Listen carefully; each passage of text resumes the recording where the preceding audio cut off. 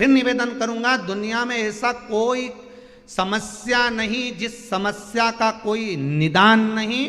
हर समस्या का निदान है, पर निदान किसी दूसरे के पास नहीं, निदान केवल मेरे भोले नाथ के पास में है। आपको अगर किसी समस्या का सफल आनंद चाहिए तो शंकर की शरण में जाओ। आपको सीहोर आने की भी जरूरत नहीं है, आपको हमसे मिलने की जरूरत नहीं है, आपको पंडित प्रदीप मिश्रा के पास नहीं आना, आपको किसी बाबा जोगी के पास नहीं जाना, आपको किसी के बेल भभूति लेने नहीं जाना, आपको तो शिव के पास जाना। जो शंकर की वस्तु है उसको स्वीकार करो, बस शंकर की वस्तु को स्वीकारिए।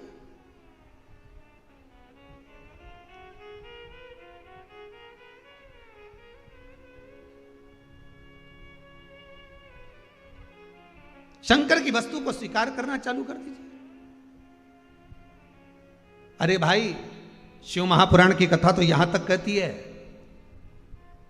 यहां तक वर्णन कर रही है, जिस व्यक्ति की नौकरी नहीं लगती, सर्विस नहीं लगती, हर जगह पर अप्लाई कर रहा है, बार बार इंटरव्यू देने जा रहा है, लगातार उसको अगर सफलता प्राप्ति नहीं हो रही है तो धतूरा ढूंढो। धतूरा कहीं बाजार में नहीं मिलेगा, किसी वृक्ष से धतूरा तोड़ लिया, कुछ मत चढ़ा, तू शंकर जी के मंदिर में जाकर तेरा नाम और गोत्र बोल और शिव जी को धतूरा चढ़ाना चालू कर दे और बाबा से विनती कर, धतूरा चढ़ाना चालू कर। अब धतूरा कोई बहुत कीमती होता है क्या? बहुत पैसे का मिलेगा क्या? कहीं पे मिल जाएगा। धतूरा तोड़ और चढ़ा शंकर जी को। रोज नियम बना ले कि एक धतूरा मैं शंकर जी को चढ़ाऊंगा, प्रतिदिन चढ़ाऊंगा, शिव जी से जाकर निवेदन करूंगा प्रतिदिन। शंकर जी की प्रिय वस्तु में धतूरा, बेलपत्र आदि कादि की तो है, क्या है? चढ़ा रोज एक धतूरा, फिर वही धतूरा जिसके यहां तू इंटरव्यू देने जा रहा है उसी के सिर पे चढ़ गया। जो तूने शिव जी के चढ़ाया वही धतूरा वहां चढ़ा है, तो क्यों चिंता करता है? भगवान की शिवरात्रि साधना की रात्रि होती है। शंकर भगवान की शिवरात्रि एक आराधना की रात्रि होती है। हमने पहले भी कथाओं में कहा, हर महीने शिवरात्रि आती है, प्रत्येक महीने शिवरात्रि पड़ती है, और प्रत्येक महीने की शिवरात्रि पर अगर आपसे बन सके, आप दुनिया में अगर आपके पास में लोग कहें कि ये बहुत गरीब व्यक्ति है, बहुत साधारण व्यक्ति है, इसके पास धन नहीं है, वैभव नहीं है, सत्ता नहीं है, इसके पास खुद का मकान नहीं है, इसके पास खुद की प्रॉपर्टी नहीं है, इसके पास खुद की दुकान नहीं है, दूसरे के यहाँ काम करता है, इसके पास कुछ भी नहीं है, हम उनसे कहेंगे 12 महीने शिवरात्रि आती है, 5 जगह पर चढ़ाई हुई बेलपत्र, आप एक वर्ष 12 शिवरात्रि का एक नियम ले लो, 5 जगह पर बेलपत्र समर्पित करना सीख जाओ। एक बेलपत्र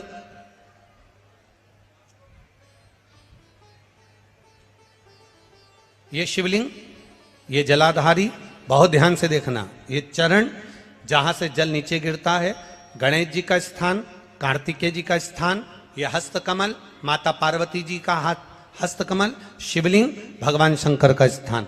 ऊपर से जो एक एक बूंद जल शिवलिंग के ऊपर गिर रहा है, शंकर भगवान की 5 बेटियां जया, विषहरा, शामरीबारी, दौतली, देव।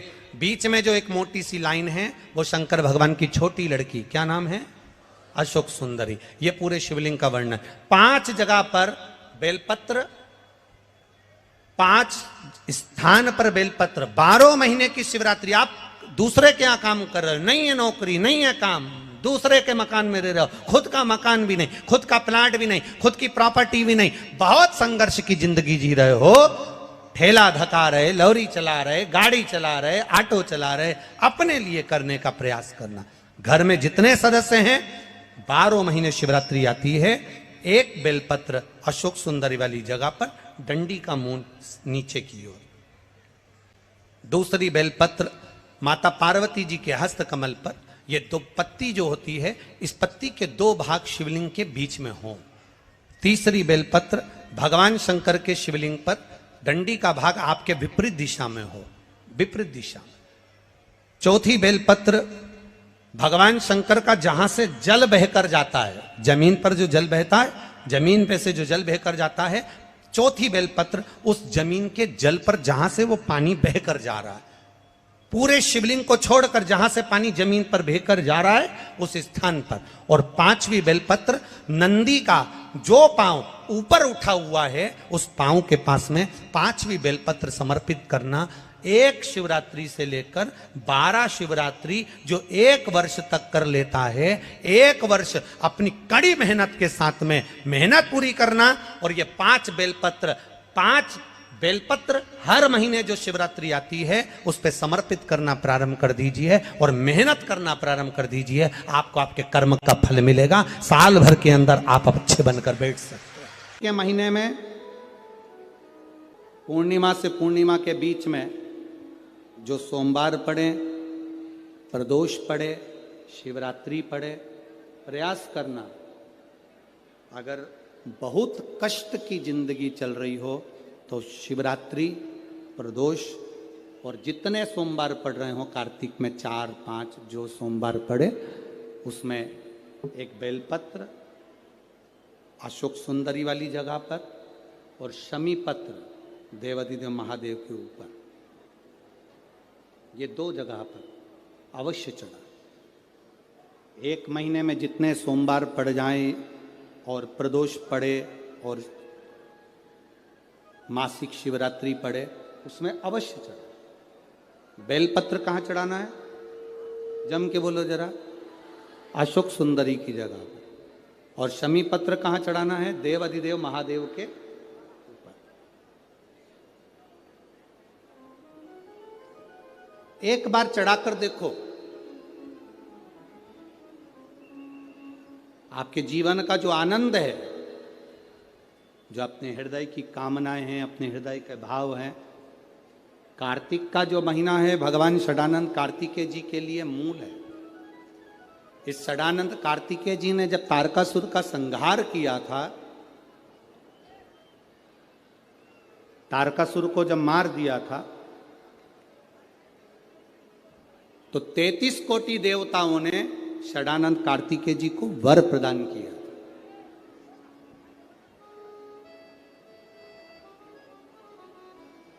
कार्तिकेय जी को वर प्राप्त हुआ।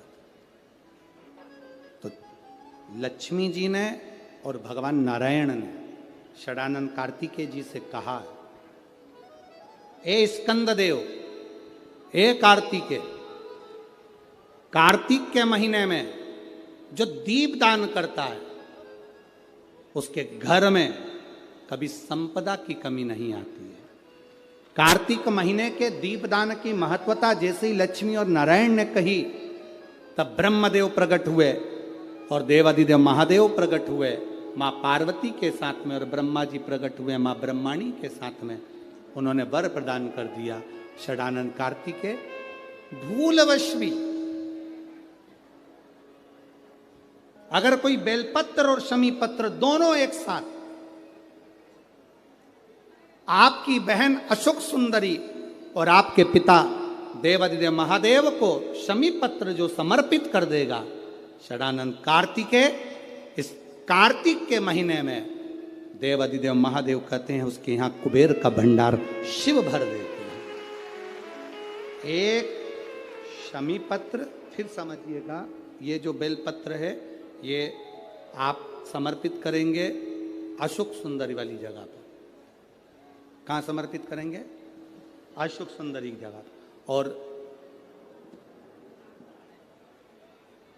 शमी पत्र आप समर्पित करेंगे देवाधिदेव महादेव के ऊपर। बस इसमें एक चीज का स्मरण अपने को करना है, जब अपन अशोक सुंदरी की जगह पर बेलपत्र चढ़ाएंगे तो ये डंडी का जो मुख है ये महादेव के जो खाली स्थान है, खाली वाली जगह, उसे ओर होगा। शमी पत्र की जो डंडी का मुख है इसी की ओर, जिस ओर तुमने बेलपत्र चढ़ाया है उसी ओर शमी पत्र की भी डंडी का मुख उसी ओर होगा। जहां पर आप बेलपत्र की डंडी का मुख रख रहे हैं उसी ओर शमी पत्र की डंडी का भी मुख उसी ओर होगा।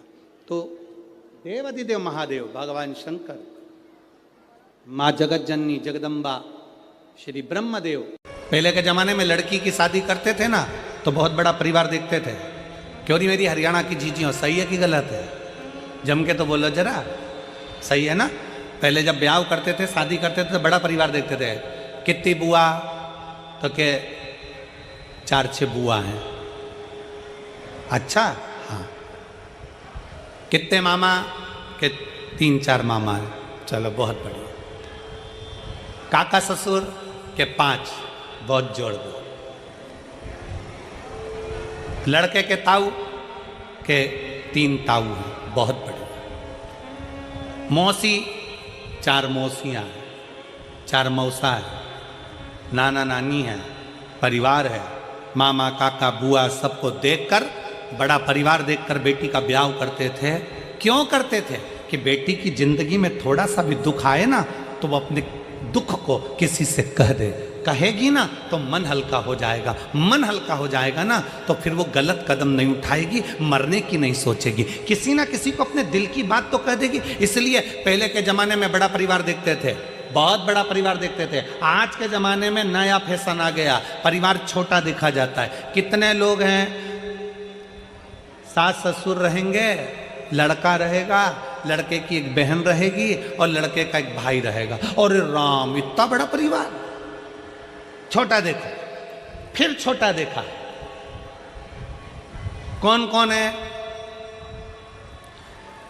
सास ससुर हैं, लड़का है और लड़के की बहन है और कोई नहीं। अच्छा, और देखो, फिर देखा तो कहे केवल ससुर है, लड़का है, ना बहन है, ना सास है। कहा बस यही पक्का कर दो, क्योंकि इतने सारे को कौन झेलेगा। विचार,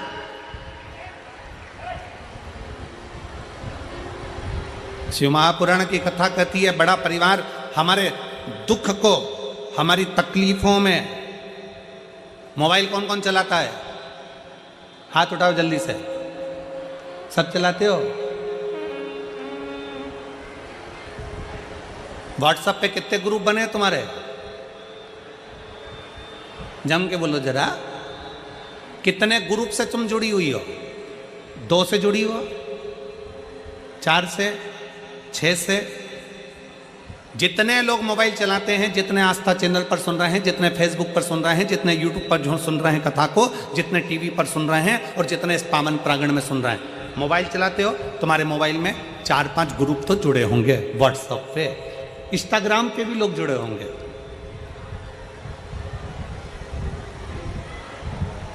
मोबाइल में नंबर भी बहुत सारे होंगे, फिर भी हम छोटे से छोटे नंबर ले लें तो भी तुम्हारे मोबाइल में लगभग 1000 नंबर तो जुड़े ही होंगे। बोलो सही है कि गलत है? जम के बोलो जरा। इंस्टाग्राम पे भी 200-500 लोग तो जुड़े होंगे, फेसबुक पर भी लगभग 200-400 लोग तो जुड़े होंगे। बोलते जाओ, सही है कि गलत है? यूट्यूब पर भी तुमसे 200-500 लोग जुड़े होंगे।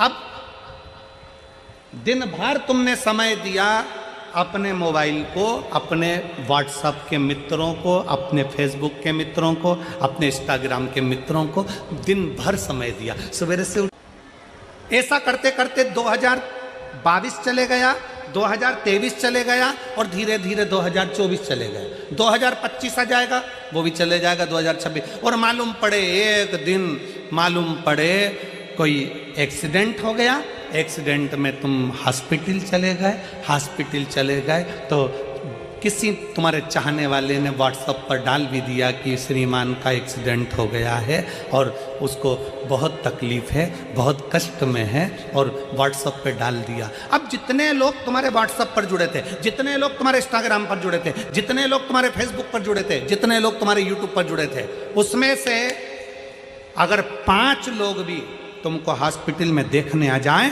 तुम्हारा दुख कम करने आ जाए, तो बता देना, जिसको तुमने समय दिया, दिन भर मोबाइल पर लगे रहे, वो तुम्हें हॉस्पिटल में संभालने नहीं आएंगे।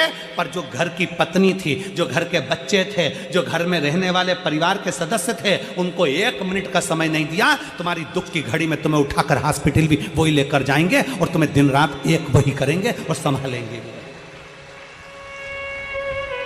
तुम्हें कोई दूसरा नहीं संभालेगा। अपने परिवार को तुमने समय नहीं दिया, दूसरे को समय दिया, दूसरे को समय दिया, उसने नहीं संभाला। पर परिवार के व्यक्ति को समय देते तो वो संभाल लेता, वो संभाल।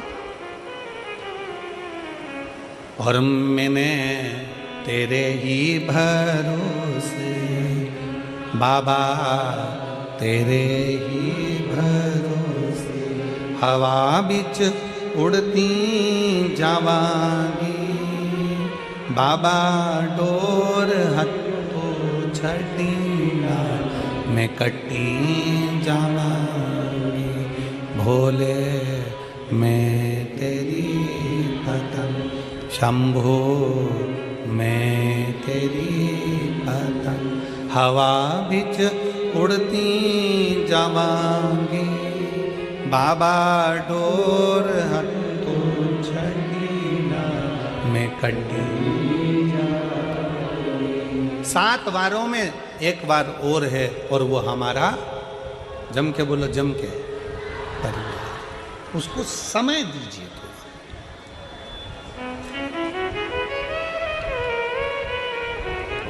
उस परिवार का एक सदस्य और है,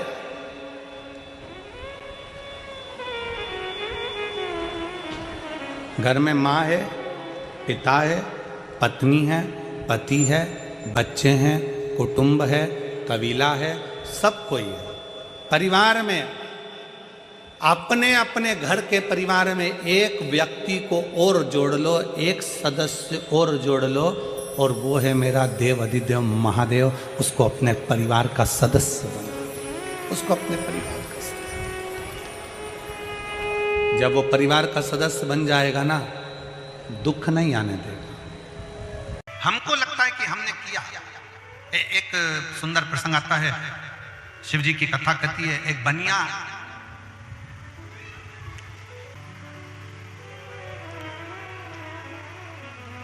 और यदि वो किसी को कुछ देता, किसी को कुछ प्रदान करता, तो वो चिल्ला चिल्ला कर कहता कि मैंने दिया। अगर मैं नहीं देता तो तुम सब ऐसे ही भूखे प्यासे रह जाए, ये मैंने दिया।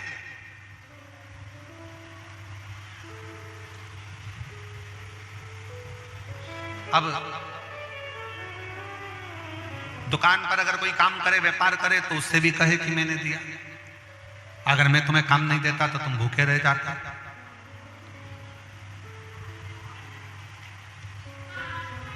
उसकी एक बढ़िया दुकान थी बनिए की, और एक बढ़िया बंगला उसका बना हुआ था, बहुत सुंदर बंगला भी उसका बना हुआ, दुकान भी बढ़िया और बंगला भी बढ़िया।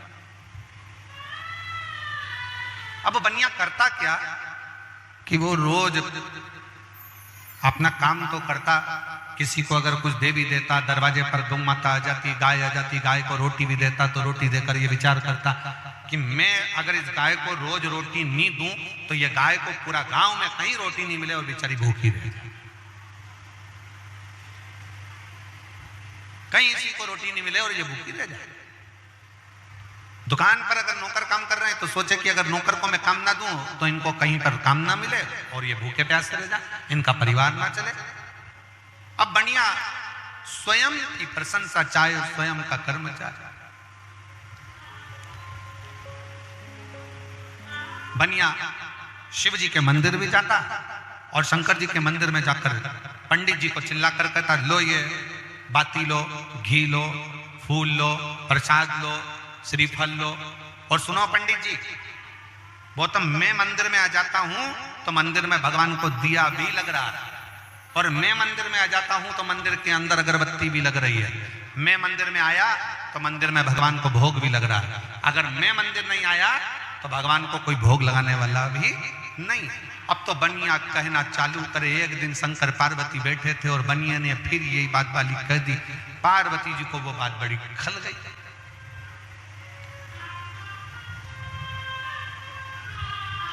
अब माता पार्वती जी को बात खली और माता पार्वती जी ने शंकर जी से कहा, भोले बाबा से, बाबा जी ये बनिया रोज आता है मंदिर के अंदर और रोज कहता है कि मैं अगर मंदिर में आऊं, मैं दिया ना लाऊं, मैं बाती ना लाऊं, मैं भोग ना लगाऊं, मैं भगवान को फूल ना चढ़ाऊं तो कोई ना चढ़ाएगा। शंकर भगवान बोले, अब तू चिंता मत कर, इसके भ्रम को मैं तोड़ देता हूं। और फिर निवेदन है, मेरे शिव को तुम जब शंकर के पास जाओ, शिव के करीब में जाओ, तो शंकर भगवान को कुछ देओ ना देओ, पर इतना जरूर करना, विश्वास लेकर जाना और अहंकार को अपने घर पर छोड़ कर जाना।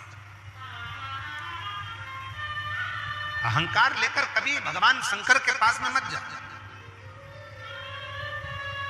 शिव महापुराण की कथा सुनने के लिए आए हो तो अहंकार को घर छोड़कर आ जाओ।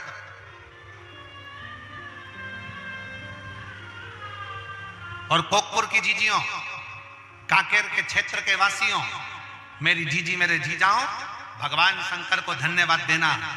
अपने घर जाकर भगवान को एक लोटा ज्यादा जल चढ़ाना कि तूने कृपा कर कर हमारे क्षेत्र में यीशु महापुराण की कथा माघ महीने में करा दी। उसको धन्यवाद देना, बारंबार प्रणाम करना, उसको साधुवाद देना कि ये तेरी कृपा से, तेरी उदारता से, तेरी करुणा से हो।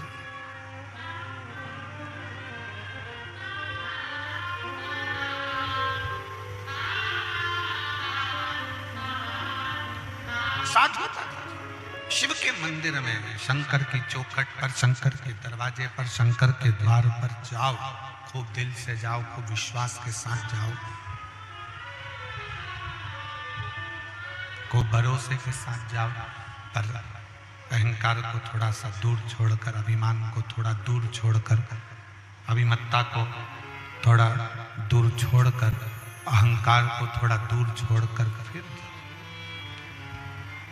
बनिया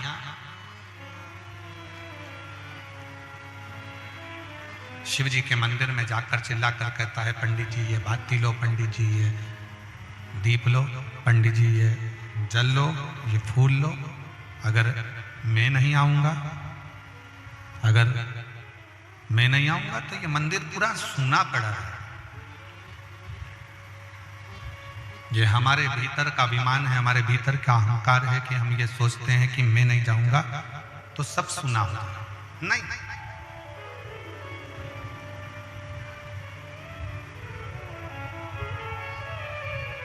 दुकान में, घर में पर दादाजी का फोटो लगा, दुकान में दादाजी का फोटो लगा,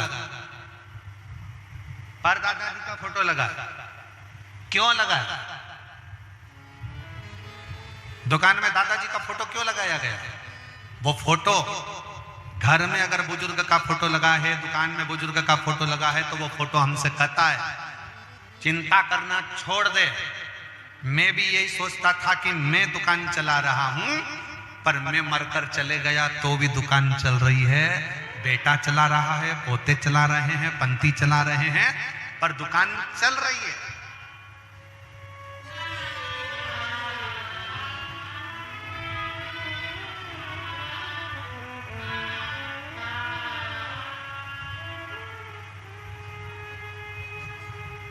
ये विचार करना छोड़ दो।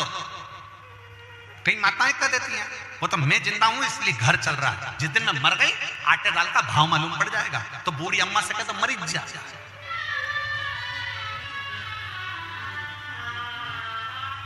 अरे जिंदा हो तो भी चल रहा है और मर जाओगे तो भी चलेगा।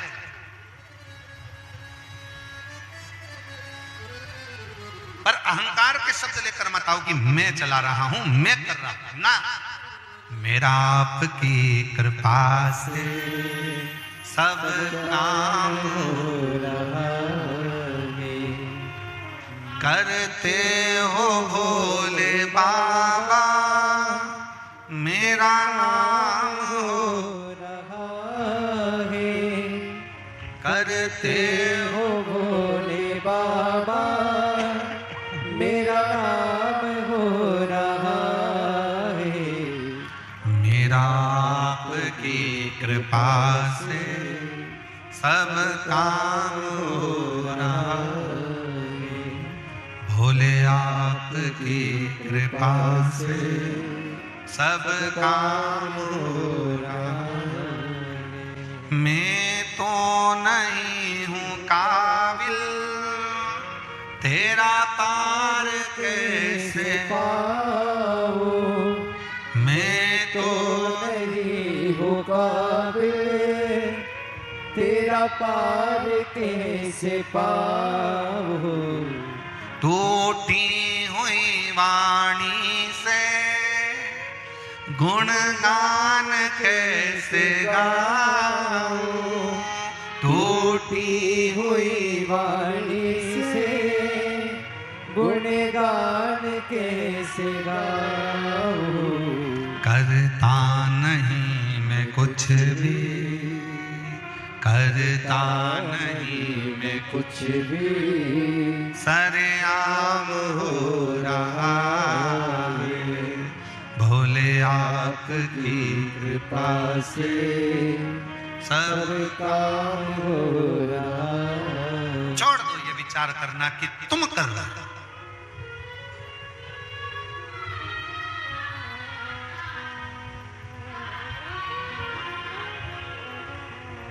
किस किस के घर के दरवाजे पर श्री शिवाय नमस्तुभ्यम लिखा है?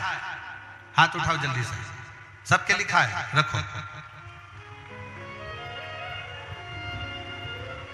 अब जरा विचार करिएगा, तुम्हारा घर होता तो तुम्हारा नाम लिखा होता,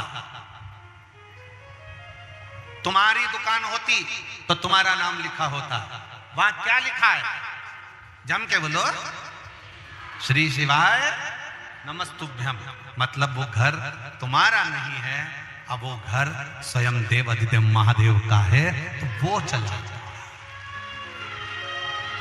वो घर तुम्हारा नहीं है, वो घर भगवान शिव का, भगवान शंकर का, ओघड़दानी का, त्रिकालदर्शी कैलाशी शंभू का है।